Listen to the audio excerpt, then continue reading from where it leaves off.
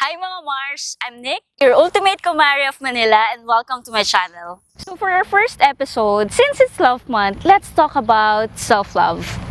When we talk about love, what comes first into your mind?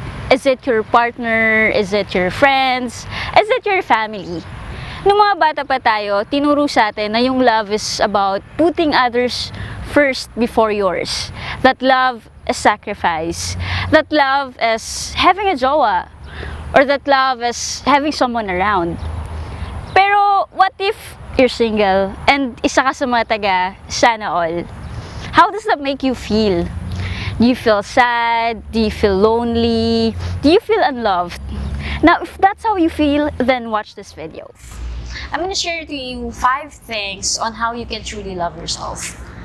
First one is accept yourself and your flaws. A lot of us wait for other people's validation para lang matanggap tayo o para lang matanggap natin yung sarili natin. But that's not the right way to truly accept yourself. That's not the way na ma-accept mo yung flaws mo.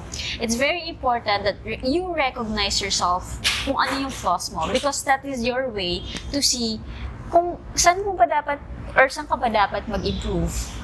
I remember the time where I'm so in denial about myself. I remember that time where it was so hard for me to truly accept myself. Kasi I feel like I don't fit in. I feel like I'm so different sa ibang tao. There was a time in my life where I was so masculine. My voice, the way I dress and stuff, it's all masculine. Because people know me as a masculine person, as someone who expresses herself as a very masculine. But then I realized, you know what? I love wearing dress. You know what? I love to be myself. I love to be masculine. I love to be feminine.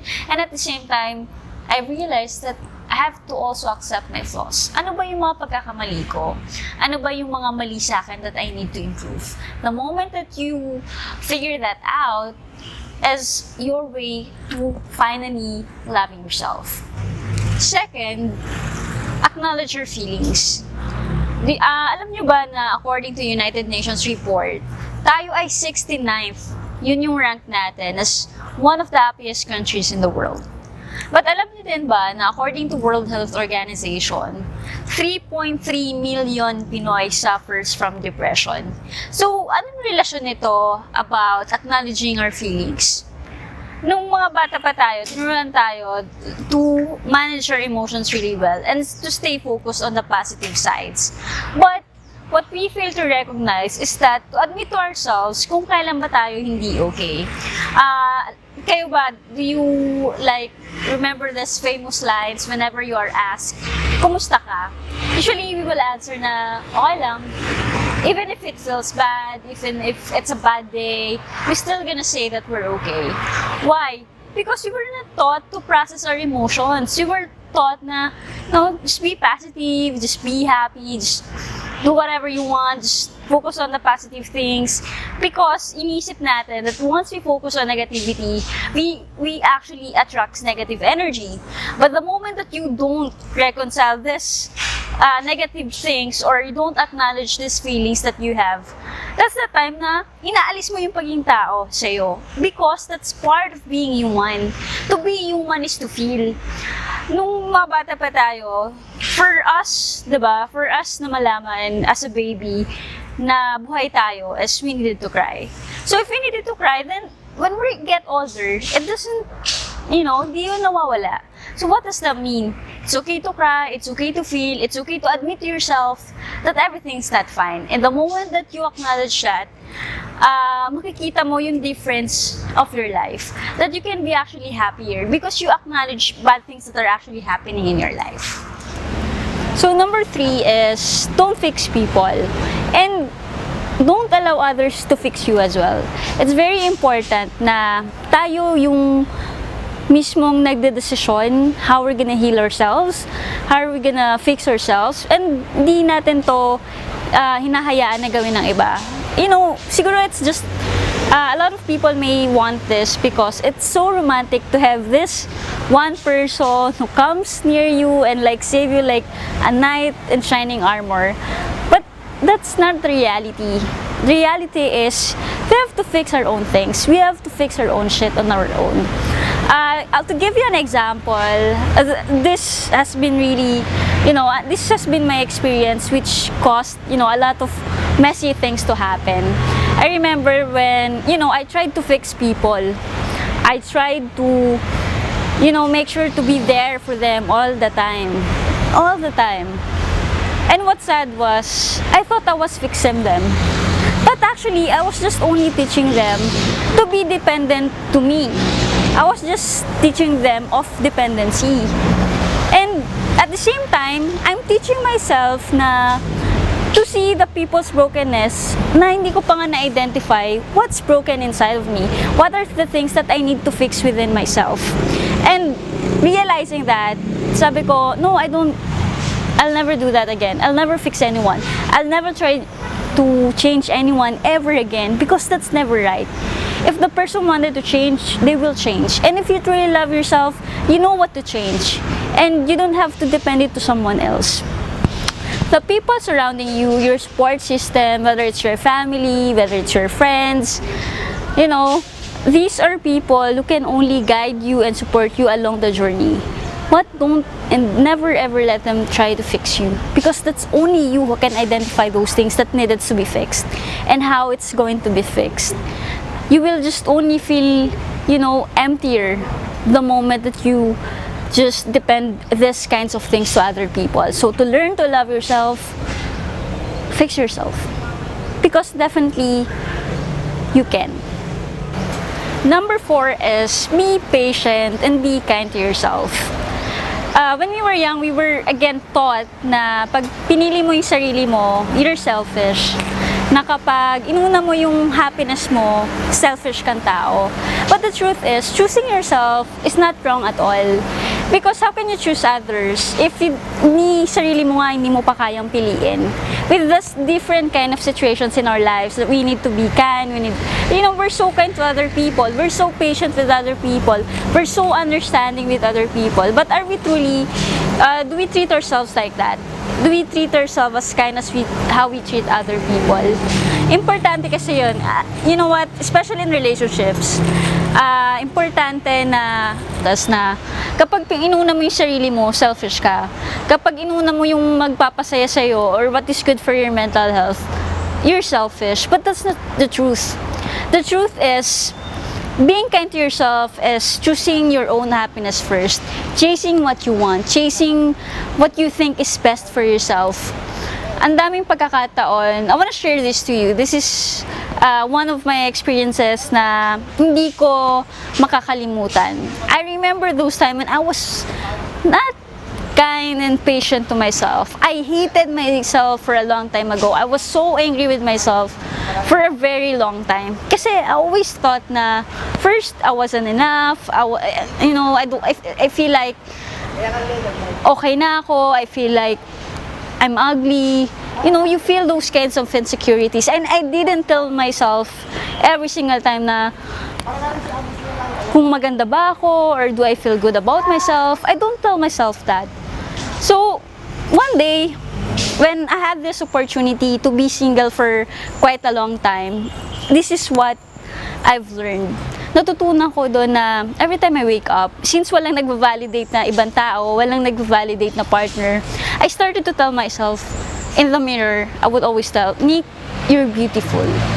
Nick, you're kind. Nick, you're gonna be successful. Nick, it's okay to fail. Nick, it's okay if you're emotional. So with that kind of support, I realized na, of course, we need support system. Of course, we need people. Pero the first supporter that you need to have is yourself. Yun yung pinakauna. Una mong support system, yung sarili mo. Why? Because what if dumating yung araw na there's no one else? What if dumating yung araw that, everyone's busy with their life and you have no one else? What are you gonna do? Are you just gonna give up? No! You're gonna tell yourself every single time that you're gonna do it and that you're gonna be patient with all your failures. Isa pa sa mga natutunan ko is, when I wasn't so kind, kasi naalala ko nun, I tried to apply to at least, I think, 20 companies in Bicol. Tapos hindi ako na-hire. Sabi ko, anong kulang sa akin? And I was always like self-pity, kinakawang ko yung sarili ko because sabi ko, why is this happening? My future ba ako? Until, like, one day, when I've lost everything, I actually gained myself. When I lost the love of my life, I actually gained the true love of my life, which is me, myself. I've gained true happiness. I've gained, so much compassion sa sarili ko. And that's something you have to learn. And I hope you learn that along the way. And I hope that before you get into yourself, to your relationship, I hope you already enjoyed your singleness. I hope you're enjoying your journey first before doing other things. Again, please be kind to yourself. Be patient to all your failures because that's part of the process. And it's okay to fail because one day when you woke up and you have this you're successful na, you're gonna like thank all of those things that happened to you in the past. And you're gonna thank yourself for being so kind and being patient because nakita mo na, this is my day. This is the future that I've been waiting for. And this is the present that I've been looking forward na dumating. Again, be patient. And lastly, our number 5, try not to find love elsewhere. Hanggat hindi mo pa nakita yung love for yourself, don't try to find it elsewhere. Why? Because no one can actually fill that space or that void in your heart. Dumating din yan sa punto ng life ko wherein I've been looking for love everywhere through dating apps. Syempre lahat tayo, we did that. Dating apps, like going to the bars or going to the wrong places. Kasi akala ko, yun yung makapag-fill nung emptiness that I'm feeling and that I can only be happy when I'm in a relationship. But then, I found myself in this kind of place na I wasn't happy. I was in a relationship, I had these flings, but still hindi pa rin ako masaya. Bakit? What's missing? What's missing was, I don't love myself. Hindi ko pa mahal yung sarili ko. I always try to focus on other people's love or like getting some love from other people just to feel loved. And then one day, nagising na lang ako na ayoko na. Ayoko muna makipag-date, ayoko muna gumamit ng mga dating apps. Why? Because I realized that's the time that I needed to focus on myself. That was the time na kailangan ako pala muna. I have to discover that love within myself before trying to find other people or to get love from other people. Kasi, alam mo yung sakit nun yung time na parang I had these people surrounding me but I feel unloved and then I've been dating tapos lagi siyang nag-fail. I thought it failed kasi dahil sa, circumstances. Akala ko dahil lang dun. Pero nag-fail pala siya because I myself is, I don't see the love for myself na enough para sa akin. So, when everyone left, when things didn't work out, I felt so bad. I felt so depressed. And it was so devastating to experience. So, I'm telling you, before you find love elsewhere, love yourself first. It's very, very, very important. Because the moment you love yourself, that's the moment where makikita mo yung worth mo, what you deserve. Kasi sa mga oras na hindi mo pa mahal yung sarili mo, what are you gonna settle for? You're gonna settle sa love that's not for you, a love that's not right, a love that's, hindi nasa tamang panahon. A wrong love, a wrong person will actually keeps on, going sa journey mo. Kasi people will actually come and go if you continue living like this. If you continue living like you needed someone love na hindi mo pa nga na-fulfill yung love na to for yourself. Believe me, that's the most awesome love that you'll ever receive. Because finally, with all the love that you have received before, you'll realize you are enough. And that you'll never have to settle to anything less anymore. So, sa mga Mars natin dyan, love yourself first. Commit to yourself first. Travel, treat yourself on a dinner date, focus on your mental health and well-being. Remember that loving yourself first is not selfish. You're worth it. If you have other ways of showing self-love, please don't hesitate to leave a comment. And again, thank you for watching. Please don't forget to subscribe to my channel. Thumbs up. and click the bell button below. Thank you so much and see you on